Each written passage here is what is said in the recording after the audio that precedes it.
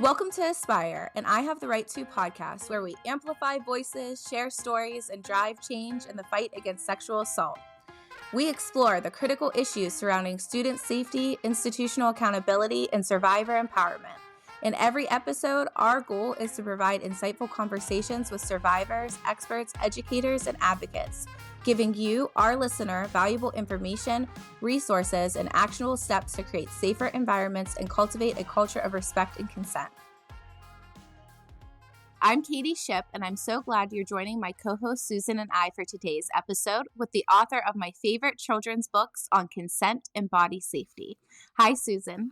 Hi, Katie. I know we have talked about how we need to introduce the subject matter of consent and bodily autonomy to children as soon as they're able to understand in an age-appropriate way. This is something I did not do with my children, and you and I are committed to changing that fact pattern. I have loved learning about Jayneen Sanders' books from you since your children love them so much. And I'm so excited Jayneen is joining us all the way from Melbourne, Australia for today's episode. Before we dive in, here's a little background for our listeners on Jayneen. Jayneen Sanders, aka Jay Dale, is an experienced early years educator, author, publisher, and blogger. She writes children's books on body safety, consent, gender equality, respectful relationships, and social and emotional intelligence. She believes empowering children from an early age makes for empowered teenagers and adults. Jayneen is lead author for the children's literacy series Engage Literacy, published by Capstone, and has written over 150 titles for that series. Jayneen is importantly a mother of 3 daughters and has always advocated for their empowerment. Her ongoing passion for the safety and empowerment of children continues today with new manuscripts and free-to-download resources always in the wings. Jayneen's work can be found at www.e2epublishing.info and on Amazon. Welcome, Jayneen, and thank you for joining us. Thank you so much for having me. It's wonderful to be here. Theodore and Emerson, my kids, are going to be so excited when I get to tell them that I met with one of their favorite authors today. Oh, that is so lovely. Thank you so much. I'm glad I'm one of their favorite authors. Your books are scattered all over my daughter's room, and she demands to sleep with some of them. So they're even, throughout the sheets as well. So she is definitely a book lover. Oh, that is fantastic. Yeah. So let's start at the beginning. What inspired you to write books about body safety and consent? Was there a particular moment or experience that sparked this journey for you? Yeah, there actually was. There was actually 3. So I'll kind of go backwards a bit. When I first came to Melbourne, I had lived in another state. I got a job. I was a teacher, but I got a job with an educational publisher. And the very first book, one of the very first books I actually learned to edit was called Keeping Children Safe by Dr. Frida Briggs. And I thought, if ever I have kids, so this was probably at about 1984. I thought if ever I'm going to have kids, I'm going to teach them this stuff. This is really good.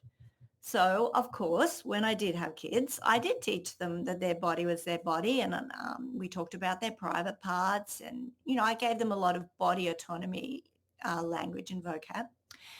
And then I was like a parent on the local school council, the local elementary school.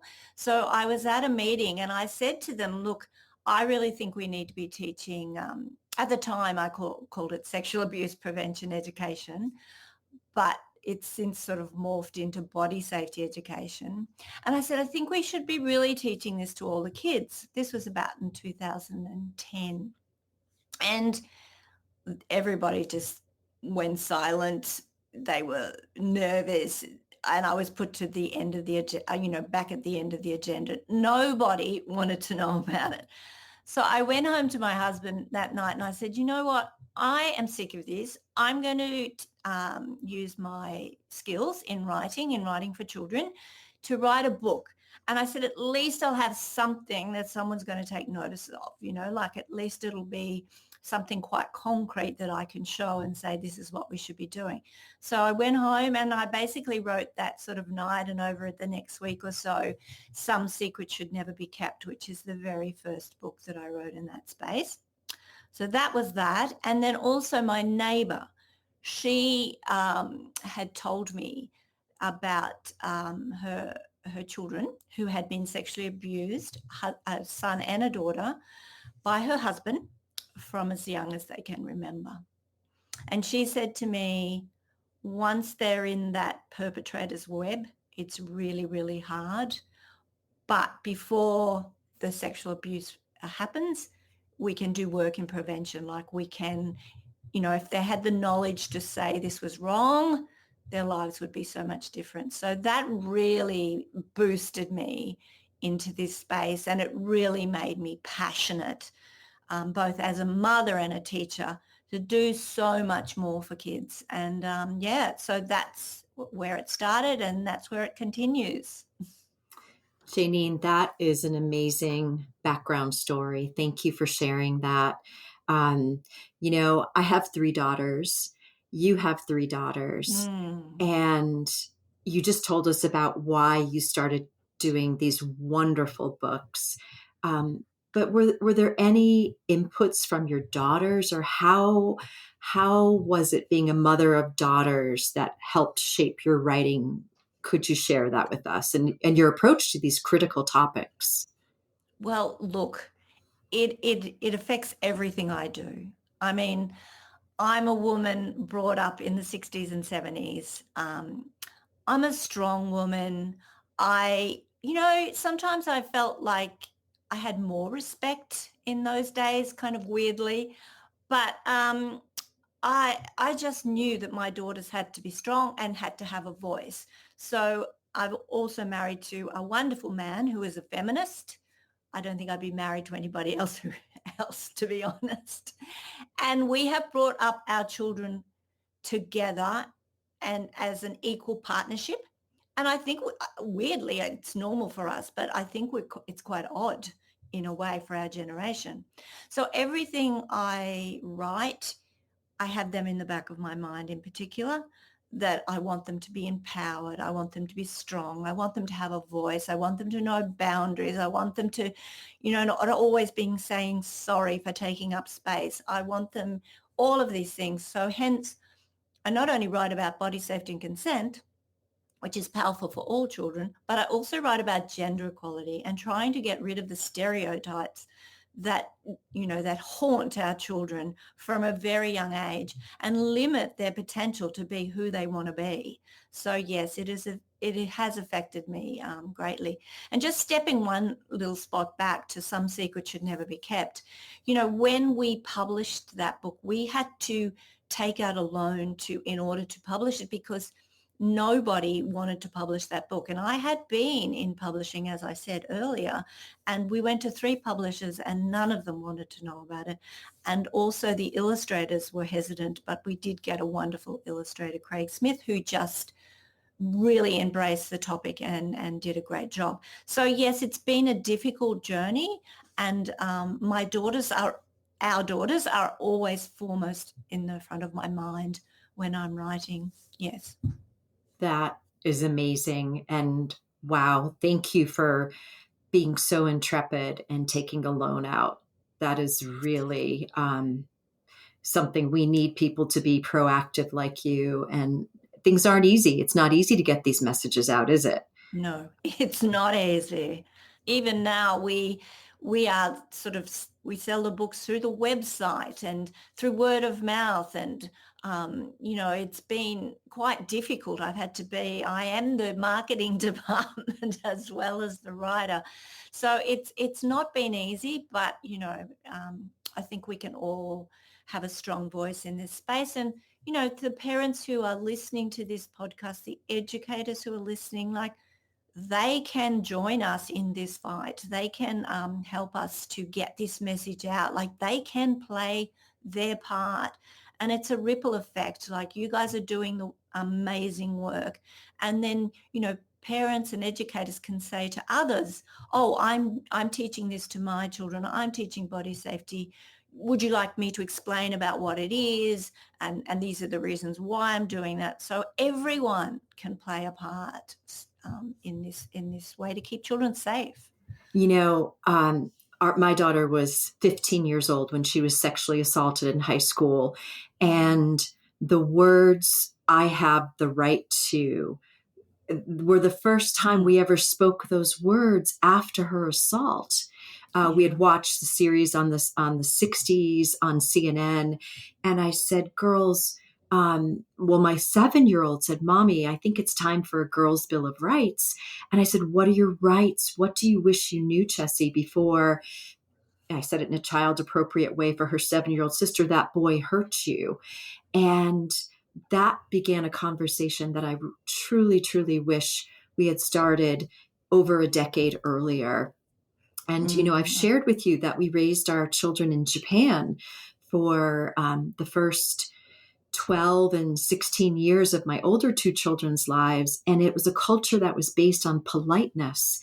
And if I have a regret, one of my biggest regrets is that I valued politeness so much.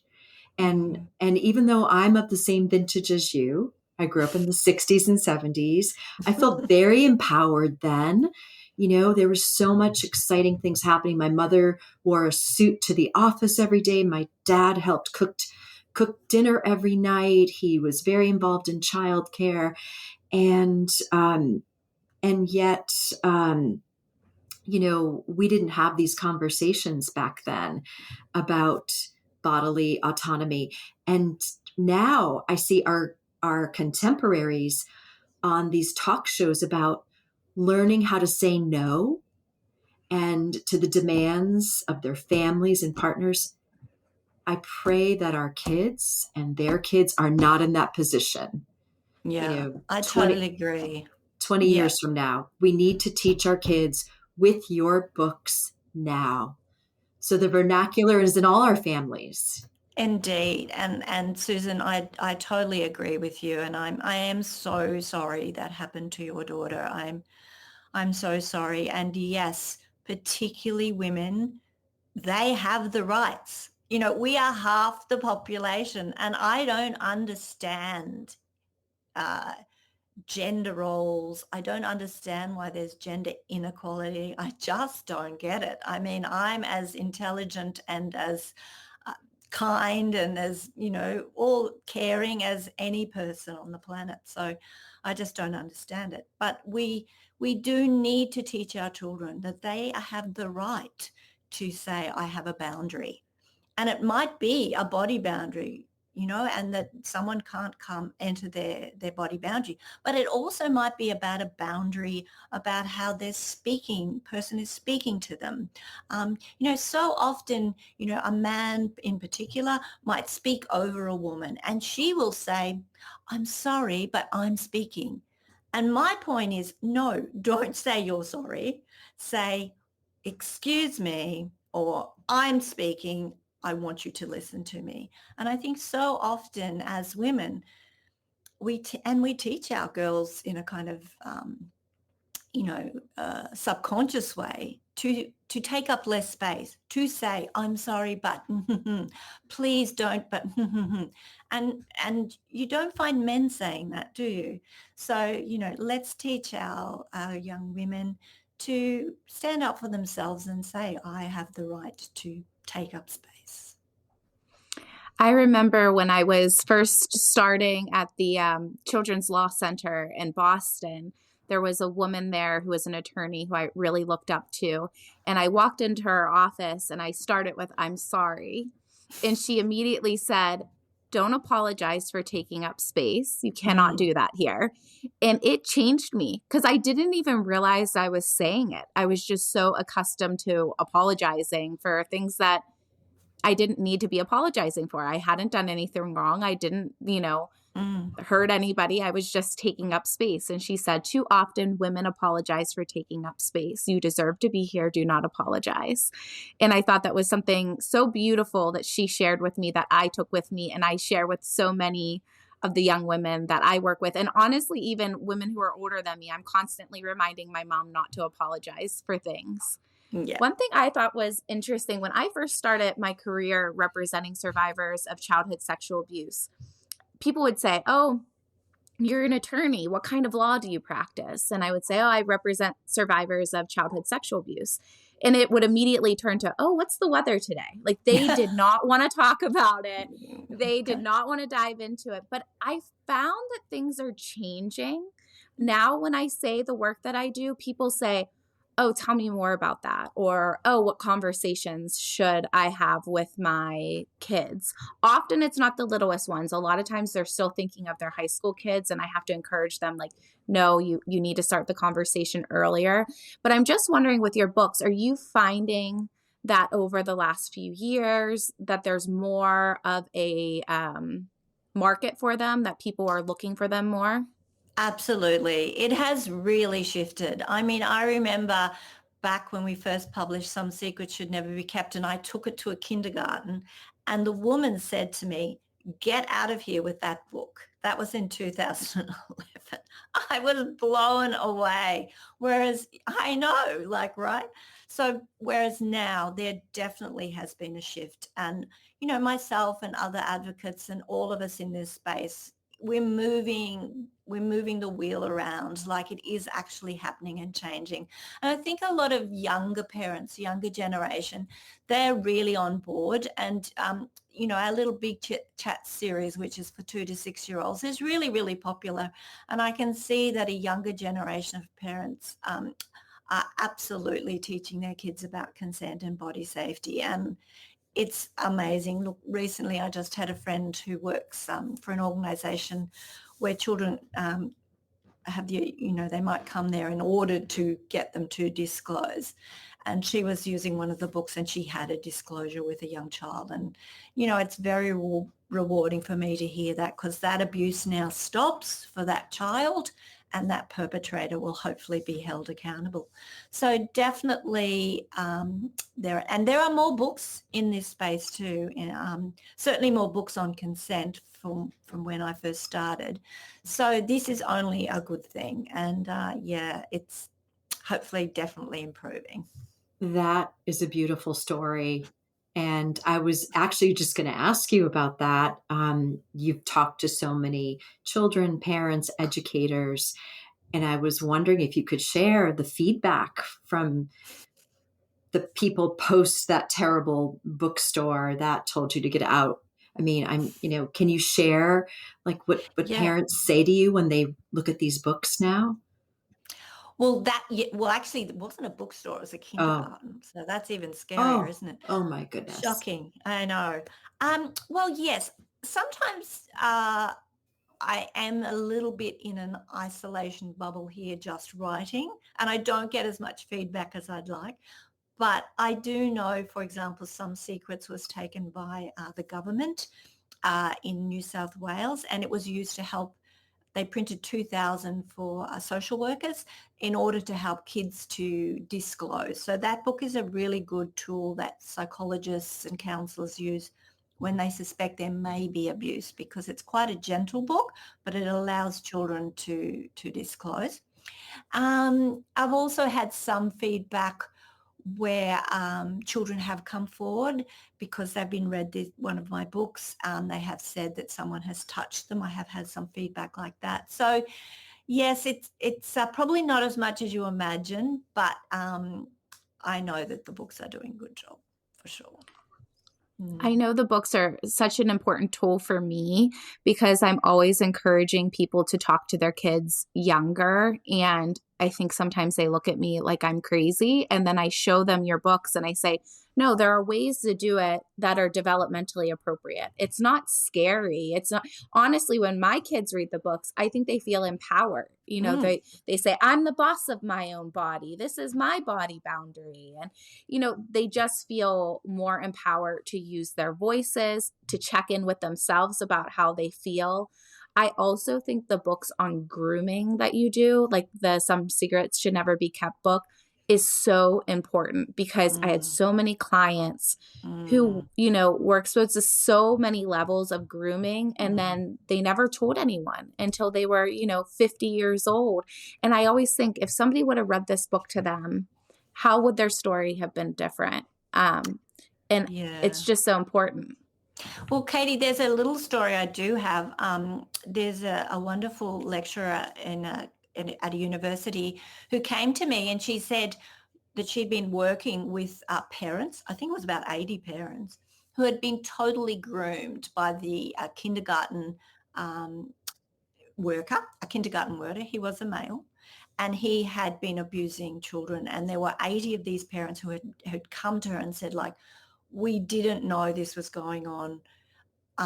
We were totally, groomed. Like, how do we understand what the grooming process is? So I wrote this book, Body Safety Red Flags, which is actually one of the hardest books I've ever had to write, because it's about the grooming process. Because the perpetrator will groom, as you know, both the parent, well, the whole society really, the parent and the child.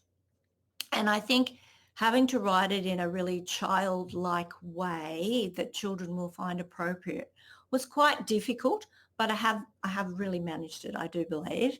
And so that is a really good book to both educate the parent and the child about just what to look out with the grooming process. Mm.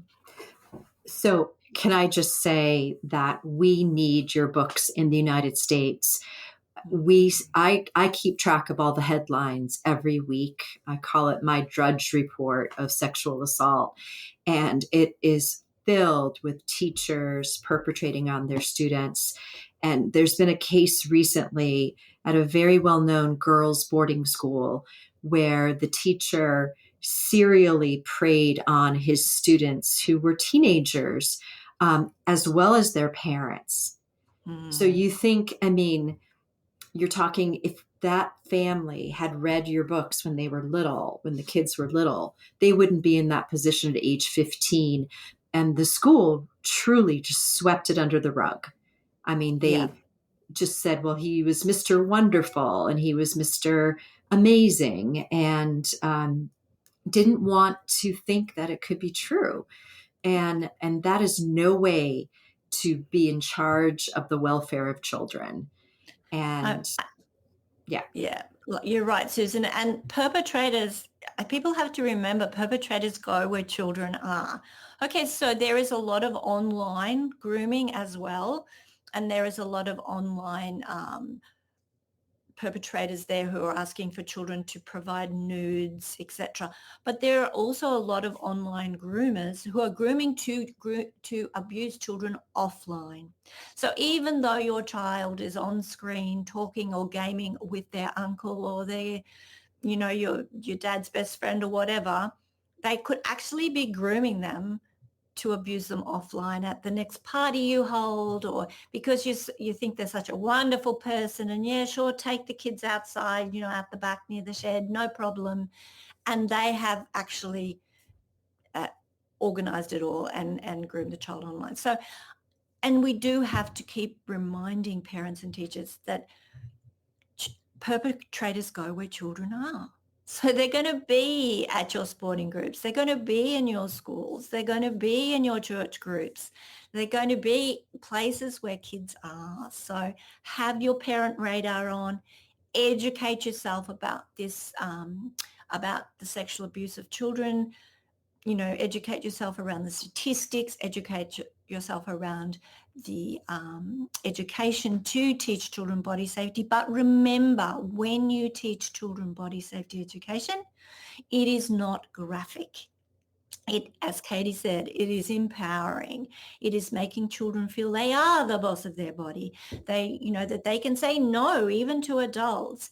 And when we teach children road safety, when we teach children water safety, we don't go into the graphics. We don't go like, this is what it looks like in a road accident. It's the same with body safety education. We don't tell them about the actual sexual abuse. We just give them knowledge and power to empower them around their body. So it can only be upside really for children. I heard somebody say one time, and I thought it was the perfect example, and you reminded me of it. They said, you wouldn't put your child in a car to go for a ride without a car seat or a Mm. seatbelt. So why would you let them go out without this information? Mm-hmm. And I think especially when I was younger, I remember these conversations being like, beware of the white van and don't take candy from strangers. That was kind of what I was told. And I think what my parents were told to tell me. But in all of the cases that I had that involved adult perpetrators with children, it's somebody that they know, just like you said, somebody who has purposely gone into a space with children to target those children. And by teaching our kids that they're empowered and that they can use their voices, hopefully they'll let us know if something like that is happening. And in your books, you talk about early warning signs, which are so important to go over with kids. And another thing that I really love that we use a lot in our house is the difference between secrets and surprises. So can you tell our listeners a little bit about like how you talk about early warning signs and secrets and surprises? Because I know that that's been something that has been incredibly helpful for me with my kids. Absolutely. Okay, so with the early warning signs, like we all get them, that gut feeling that something's not right or that person's not right or I'm in the wrong situation. We all get those feelings and we shouldn't ignore them. So children get them too. They might have a sick tummy. So if your child says, oh, I really don't want to go to Uncle John's birthday party. I've got a sick tummy, you go, okay, what's going on here? Why is this child getting a sick tummy and early warning signs? Or it might be that they get a bit sweaty or shaky. They want to go to the toilet all the time. They might get a number of these early warning signs or they might only get a couple. So they need to act on those. So it's two parts. If they're expressing these early warning signs to us, then we need to act on it and understand, like dig a little deeper, what's going on for you right now? And is there anything that's really worrying you, etc.?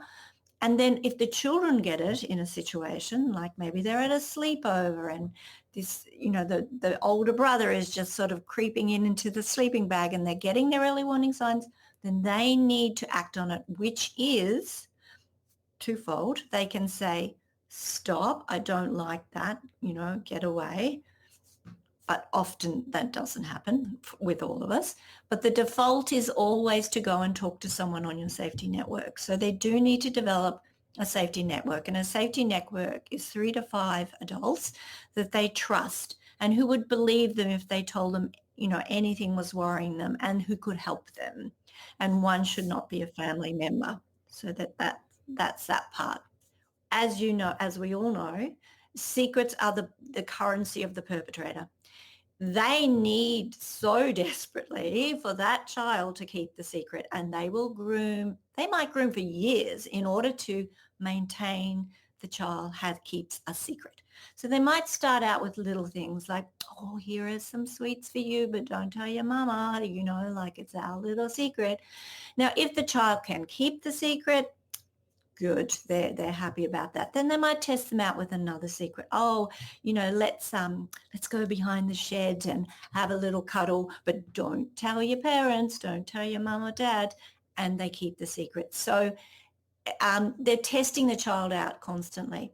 But if you've got a child that says, actually, I don't keep secrets, I only keep happy surprises because they will always be told. It's a bit of a mantra, but happy surprises are something that will always be told. So try to take secrets out of your vocab and use surprises. Like maybe there is going to be a surprise birthday party. So you would call that a surprise, not a secret. So you wouldn't say, oh, we're having a surprise birthday party for Granny, but it's a secret. Don't tell her.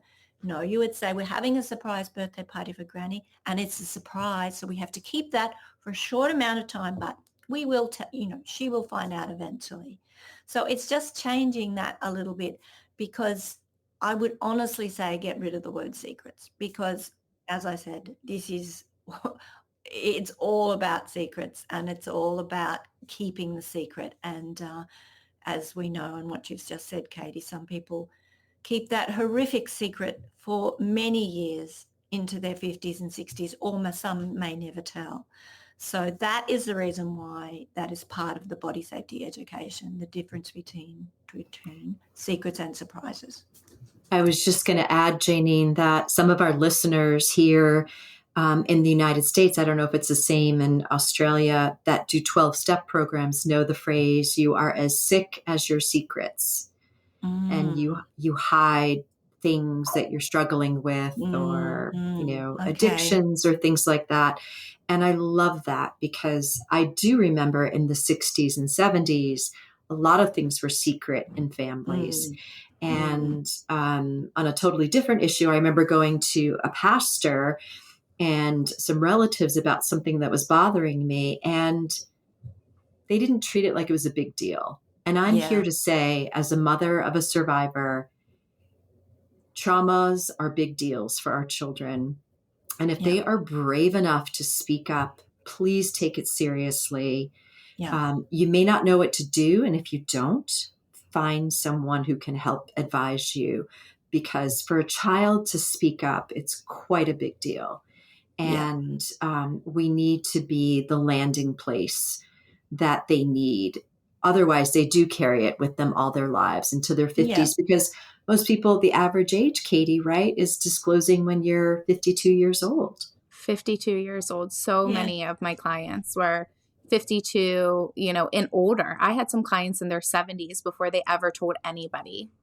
Yeah, I think it's really important to be your child's safe person, to be like the warrior parent. So, I mean, and if you, like we were talking about, if you start these conversations really from a very young age where nothing is off the table, then you are going to be their safe person. They are going to come to you when they are teenagers or when they're older and they're worried about something. So if you have these conversations where like, you're talking about, your body is your body and you can say no to hugs and kisses and, is there anything we need to talk about right now? Then certainly they're going to come to you when they're older. And that's a really positive thing. So yeah. I recently had such a interesting experience with my 7-year-old, because I say that all the time. I always say, we should be open with our kids and have honest conversations. And he came home from school one day and he asked me what a swear word meant that he heard at school. And at first, I was a little bit dismissive. Like, I was like, well, you're really young, and I don't know that you should be, know what that word means. And then I really thought about it and I said to myself, if I say that to him, he's going to find out somewhere else. And the only thing Mm. I'm teaching him is that he can't come to me. And so I went upstairs and I said, I got it wrong. I shouldn't have said that. If you're asking me, that means that you're ready to talk about it and you're hearing it. I'm sorry. And I promise that I'll always answer any question that you have and I'll be honest. And since then, he has held me to it. Well, mommy, you told me you'll always tell me. But, it really was a moment where I had to check in with myself and say, okay, this might be something minor, but I might be setting myself Mm. up for failure in the future because I want him to come to me. I want him to talk to me about things. And that's my discomfort. That's not his discomfort. And so I need to push through and find a way to obviously developmentally appropriate way, but explain to him, what that means and why we don't say it and the context behind it. And I'm glad that I did. But it was definitely interesting to get it wrong and then sort of course correct. But it was great that he came to you in the first place. That is good parenting. It was great. And also that you could say, I was wrong. And I think that's really good parenting too, to model that you can say, yeah, I got it wrong. So great work. Thank you. Jayneen, I wish our listeners could see the beautiful library behind your desk and all these gorgeous little illustrations and faces of these children and their eyes. I know, Katie, you Mm, said your little ones are so drawn to the faces and the names of the children featured. These books are beautiful, they're not intimidating. What is your best advice to parents out there, Jayneen, who just don't know where to start with these mm. conversations with children? Well, I guess that's where I kind of step in because I thought, as a parent, as a teacher myself, children are visual learners and books are the best way to start these conversations. So, I mean, you can sit there and think, oh, okay, I need to talk about body safety and consent. Where do I start? So I guess I've used my skills to provide books. So you can turn the pages and you can begin those conversations. I also have discussion questions at the back, so that will help scaffold the learning and help you to unpack a little bit more with your children. So yeah, I think starting with books, be it my books or other books, is a really great place to start. But also I think when your child is born, and obviously you're not going to be reading to them with quite the same comprehension, they're not going to have quite the same comprehension, but you can also, the way you speak to your child from the very beginning is really important, with a kind of respect that they are a little, autonomous person. So you can actually sort of begin by telling them what you're doing around their body. Oh, I'm just lifting your arm up now and I'm going to put on your shirt, or we're going to put on your socks because it's really cold outside and we have to put some socks and gum boots on. And so you're actually telling them about their body from a very young age. And as they get older, you can then start to say, is it okay now if I can pull your pants up? And they go, and sometimes they'll go, no. Or, is it okay if we now, we're going to brush your teeth now. Is that okay? And sometimes they'll say no. And I have a good answer to that. The answer is, I am your safe person, and my job as your safe person is to keep you safe. And right now, we have to clean your teeth so that your teeth will be really healthy. So that is why I am saying we need to clean your teeth. So always come back to the fact that whatever you're doing is to keep them safe and to keep them well and healthy, because that's your job. That is absolutely beautiful, Jayneen. Thank you. I have to say, now that you've engaged with us, you're never going to get rid of us. We are going to be your biggest cheerleaders out here. I was in line at a concert in New York City this weekend on Valentine's weekend, and I met a fourth grade teacher. And I told her about our organization, and she said, sometimes I feel like as a teacher, my biggest job is to teach children how to be with one another. Forget all the fact learning. And I said, you must take a look at Jayneen Sanders' books. Thank you, She will Susan. solve it all for you. And I did get an email back from them yesterday. So we're going to little by little get your books out there on this side of the world. Thank you. Thanks, Susan. Because for educators, because, I always come from an educational perspective, even before I begin a book, I've kind of got what is the outcome that I want the child to have. So for educators in particular, all the books have lesson plans. So I have a wonderful teacher. I write the body safety lesson plans. But I have another wonderful teacher that I work with, Yale, and she writes all the lesson plans from a kind of fresh perspective, because I felt that I'm too close sometimes to my own work. She writes the lesson plans for all the books. So yeah, I mean, it's all there. And yes, as teachers, I think there's a lot more we are doing in the social emotional intelligence space, in the well-being space, but teachers have to. I mean, seriously, the world is it's a crazy place right now, and children are anxious. We're all anxious. There's, upheavals, and we need them to have some skills in order to be resilient, to stand up for themselves. So I hope that when people come to our website, to my books, they'll find what they need. And I think, I don't ever go to a library or to a bookshop and look at what other people are writing. I'm always coming from like, what's happening in the world right now? What do I really think are the skills that children need beyond maths and science and reading? What is it that we need to help them with? And I see if I can put that into a book. I love that. I love that. It's beautiful. Well, my parents were teachers. I have a best friend, Annie, who's a teacher. And I still keep in touch with my first grade teacher from being 6 years old, and from my eighth grade English teacher. And I have always felt that teachers have had such an impact on my life, on my daughter Chessie's lives, on all my girls' lives. And I truly believe teachers can change the world. And you are, through what you've done with your book series. and we want to support you in any way we can. So thank you, Jayneen. Thank you. And thank you for the work you do. It's wonderful that from heartache and hardship, you and your daughter and your family have built this into doing some really wonderful, wonderful work. And, Katie has obviously joined you and you have a team and you're going out to those schools and young people and you're helping to empower them. So, thank you. And I think, we're all here to do the best we can for kids and young people. So it's always a team effort, isn't it? That's right. Jayneen, this has been such an insightful conversation. Before we wrap up, where can our listeners find your books and resources? Okay, fantastic. Thanks. The website, so we sell most of our books through the website, is www.e with the numeral 2 publishing.info. And I'm on Instagram as Jayneen Sanders author and also as E2E Publishing.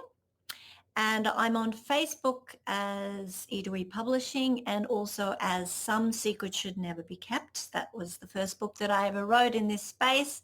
And that is the name of the Facebook page that I use. But yes, please follow me on Instagram or Facebook. That would be great. And the books, you can get them through the website. And for you as all the people in US and the UK, if you spend over I forget how much it is, maybe $60 or something, it's free postage because I am in Australia and it's a long way away. Also, just for our listeners to know, there's also a lot of great free resources on the website as well. So definitely check it out. And you always have great tips on Instagram too that I'm always sharing. So our listeners should definitely follow. There's just one more thing too, Katie, that I really would love to tell listeners is there is a body safety poster, my body safety rules poster. It's in 24 different languages. It's on the website. It's free. And even that poster printed out and put in a prominent place in your house, like on the refrigerator, sends a very clear message to anybody coming into your house that your children are educated to tell. And this is what you're doing. So it's a great conversation starter about what you're doing and you're teaching body safety, but it's also a message to any potential perpetrators that your children are educated to tell. Thank you so much, Jayneen.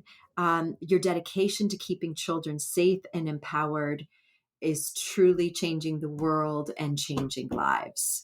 And to our listeners, thank you for tuning in. If you enjoyed this episode, please share it with other parents, educators, and advocates. We are all in this together and we need you. Don't forget to subscribe to Aspire for more powerful conversations and follow I Have the Right To on all your social media platforms. Until next time, stay empowered and keep the conversations going. Thank you so much for listening. Like and subscribe to the podcast on all platforms. And if you enjoyed today's episode, please give us a 5-star rating and tell your friends about Aspire. Follow us on social media at I Have the Right To. Learn more about our student and executive programming at our website at ihavetherightto.org.